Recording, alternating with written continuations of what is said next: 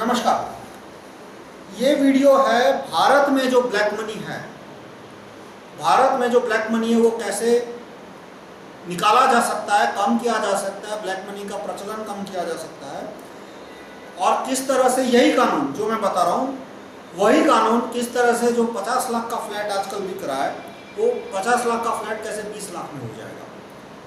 एक ही कानून जो मैं बता रहा हूँ उसके ये दोनों पॉजिटिव इफेक्ट आएंगे कि ब्लैक मनी कम हो जाएगा और जो फ्लैट के भाव इतने आसमान को छू गए हैं, 50 लाख, 1 करोड़ 2 बेडरूम का फ्लैट वहीं 50 लाख से कम नहीं मिल रहा, वो किस तरह से कानून आने के सिर्फ 3-4 महीने में, ज़्यादा नहीं, सिर्फ 3-4 महीने में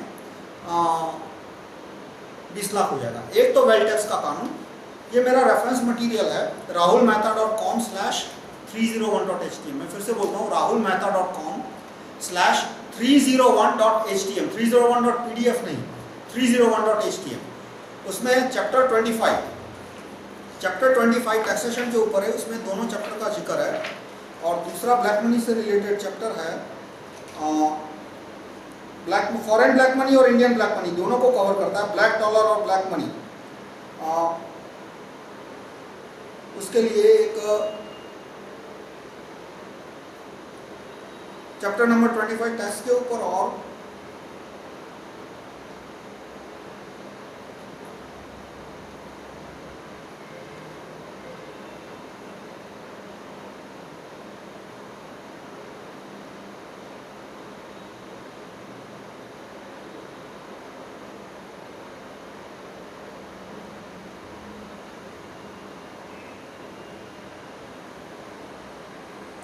चैप्टर 41 और 43 दोनों। Chapter 41 bring back black dollars back, यानी जो विदेशों में काले डॉलर है वो वापस लाना, और reduce black rupees in India, इसके ऊपर। अब कानून क्या है जो प्रपोज कानून? वेल्थ टैक्स का कानून। वेल्थ टैक्स का कानून यदि प्रति व्यक्ति 500 स्क्वायर फीट कंस्ट्रक्शन पे कोई टैक्स नहीं लगा प्रति व्यक्ति, और सीनियर सिटीजन के लिए कोटा होगा 1000 स्क्वायर फीट, यानी फैमिली ऑफ 5, हस्बैंड वाइफ 2 लड़के और एक सीनियर सिटीजन, माता पिता सास कुछ भी मान लो साथ रह रहे हैं, तो उसका एग्जेम्पशन कोटा हो गया 3000 square feet, 2 senior citizen parent है तो 4000 स्क्वायर फीट, तो 4000 स्क्वायर फीट यानी 2 बेडरूम के 3-4 फ्लैट हो गए, तब तक कोई टैक्स नहीं आएगा वेल्थ टैक्स। उसके बाद मार्केट वैल्यू का 1%, यानी जिसके पास 10 फ्लैट है, 20 फ्लैट है, 50 फ्लैट है, तो 1 फ्लैट निकल गया, 2 फ्लैट निकल गए, शायद 3 फ्लैट निकल गए टैक्स में से, लेकिन बाद में उसके पास जो 47-48 फ्लैट है उसमें मार्केट वैल्यू का 1% टैक्स लगेगा, यानी वो। और इसी तरह से जमीन पे कोटा होगा आधा, यानी खाली जमीन है तो पर पर्सन 250 स्क्वायर फीट जमीन तक टैक्स नहीं लगेगा, उसके बाद लगेगा। और ट्रस्टों की जमीन पे भी लगेगा, रिलीजियस ट्रस्ट के लिए थोड़ा सा एग्जम्पशन है पर ज़्यादा नहीं, ट्रस्टों की जमीन के ऊपर भी लगेगा, कंपनियों की जमीन के ऊपर भी लगेगा।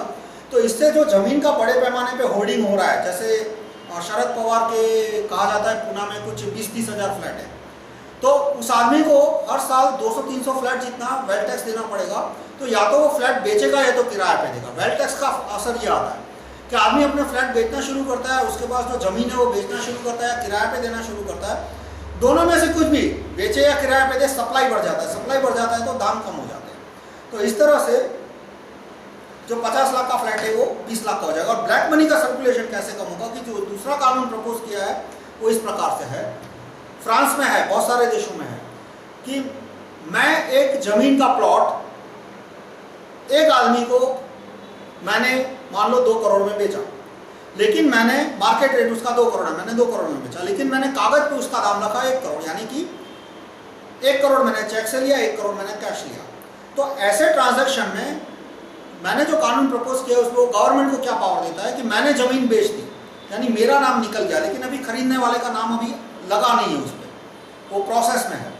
तो जो इंटरिम पीरियड है 7 दिन का, 10 दिन का, 15 दिन का, उस 15 दिन के पीरियड में कोई भी आदमी यदि 25% ज़्यादा रेट पैसा देता है, तो जो पोटेंशियल बायर है जिसके नाम पे अभी जमीन ट्रांसफर नहीं हो, उसको 1 करोड़ 25 लाख दे दो, और जमीन जिस आदमी ने 1 करोड़ 25 दिया थर्ड पार्टी, उसके नाम ट्रांसफर कर दो।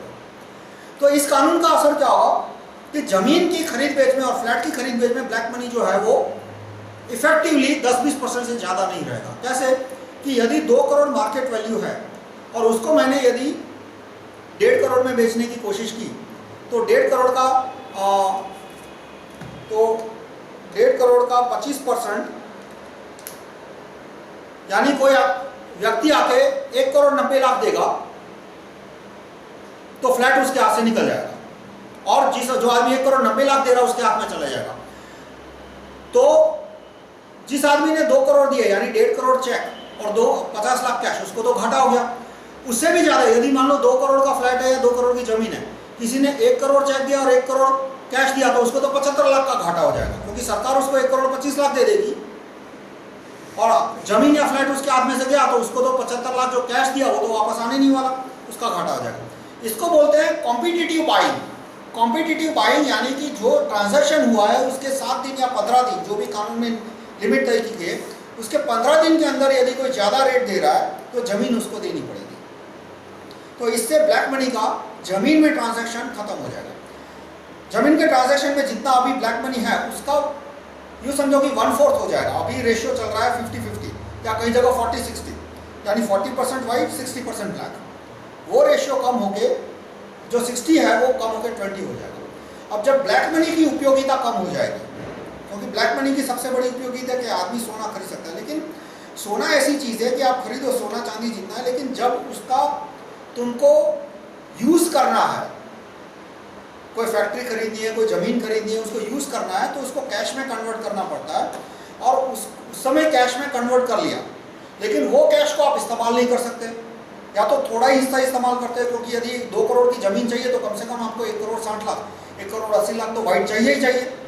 तो उस समय ब्लैक को कैश वाइट में कन्वर्ट करोगे तो 30-35% टैक्स लग जाएगा।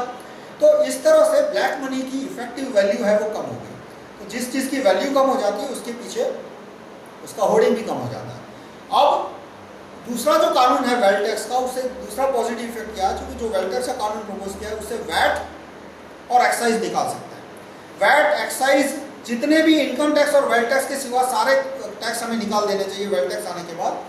और इसके बाद जब वैट और एक्साइज निकल जाएंगे तो अपने आप ब्लैक मनी फिर से कम हो जाएगा, क्योंकि बहुत सारे लोग बिल लेने से क्यों मना करते हैं, क्योंकि बिल लो तो 10-20% एक्साइज का और 5-10% 12% वैट का लग जाता है, और इसकी वजह से प्राइस सीधा 20-25% बढ़ जाता है। इसलिए लोग बिल लेने से, या कभी 10% बढ़ जाता है, कभी 12% बढ़ जाता है, और उसकी वजह से ये बढ़ जाता है। लेकिन जब वैट और एक्साइज निकाल दिया तो अधिकतर लोग बिल मांगेंगे। दूसरा, वेल्थ टैक्स के कानून आने के बाद इनकम टैक्स भी कम किया जा सकता है। जो अभी इनकम टैक्स रेट 32% है, मतलब 30% प्लस सरचार्ज वगैरह मिला के 35%, तो वो भी कम होके 15% कम कर सकते हैं, 20% कम कर सकते हैं, तो इससे ब्लैक मनी और कम हो जाएगा। अब बाकी लोगों का इस पर क्या ओपिनियन है, तो वेल्थ टैक्स का सुब्रमण्यम स्वामी ने खास विरोध किया है कि वेल्थ टैक्स बिल्कुल नहीं होना चाहिए। वो वैट और ये एक्साइज और ऐसे रिग्रेसिव कानून का समर्थन करते हैं, वो कस्टम का विरोध करते हैं। मैं कस्टम को सपोर्ट करता हूँ, क्योंकि उससे स्वदेशी उत्पादन बढ़े और विदेशी चीज़ों का खपत कम हो। लेकिन सुब्रमण्यम स्वामी ने साफ साफ कहा कि हमें WTO का स्टैंडर्ड फॉलो करना चाहिए। वो जब कॉमर्स मिनिस्टर थे तब उन्होंने WTO की सारी शर्तें मान ली थी और कस्टम ड्यूटी घटाने के लिए आदेश दे दिए थे।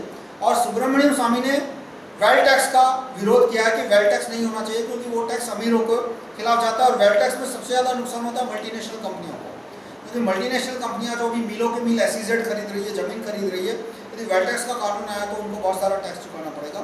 और द अन्ना ने भी वेल्थ टैक्स का विरोध किया है कि क्योंकि जो अमीर लोग उनके मीडिया फाइनेंसिंग कर रहे हैं, मतलब अन्ना को पैसा नहीं चाहिए, अन्ना जहाँ पैसे के मामले में वो 100% क्लीन है, वो किसी से कोई पैसा नहीं लेते, पर उनका आग्रह रहता है कि अमीर लोग अरबों रुपया, करोड़ों रुपया, अरबों रुपया मीडिया को दे, ताकि मीडिया उनके फ्रंट पेज पे फोटो छापे और उनकी टीवी चैनल पे उनके चेहरे को 24 घंटे दिन में दिखाते रहे वगैरह। तो इसलिए अमीर लोग नहीं चाहते कि वेल्थ टैक्स हो, इसलिए द अन्ना ने भी वेल्थ टैक्स का विरोध किया है। और उनके कार्यकर्ताओं को भी उकसाया जाता है, कहा जाता है कि आप हर जगह जाके वेल्थ टैक्स का विरोध करो, और यदि आपको ये बात ठीक नहीं लग रही तो आप सुब्रमण्यम स्वामी से ईमेल से, ट्विटर से, किसी भी तरह से पूछ सकते हैं कि भाई आप वेल्थ टैक्स का क्यों विरोध कर रहे हो। और द अन्ना से भी पूछ सकते हैं, और द छोटे अन्ना भी वेल्थ टैक्स का विरोध करते हैं। तो फिर से मैं समस्या का बारे में कहूँगा कि ब्लैक मनी इन लैंड, अभी जो लैंड के प्राइस इतने बढ़े उसका सबसे बड़ा कारण है ब्लैक मनी। ये जो मैंने कानून बताया वेल्थ टैक्स का और कंपलसरी सेल, यदि मार्जिन देके कोई एक्स्ट्रा पैसा देता है तो सेल होने के 7 दिन के अंदर उसका रीसेल हो जाएगा, ऑटोमेटिक रीसेल हो जाएगा, कंपलसरी रीसेल हो जाएगा। उससे रियल एस्टेट में ब्लैक मनी का सर्कुलेशन है अभी जितना है उसका 1/4 से भी कम कर सकते हैं। और यदि ब्लैक मनी का सर्कुलेशन कम हो जाता है और वेल्थ टैक्स आ जाता है तो जो 50 लाख के फ्लैट है वो 20 लाख में मिलने शुरू हो जाएगा। धन्यवाद।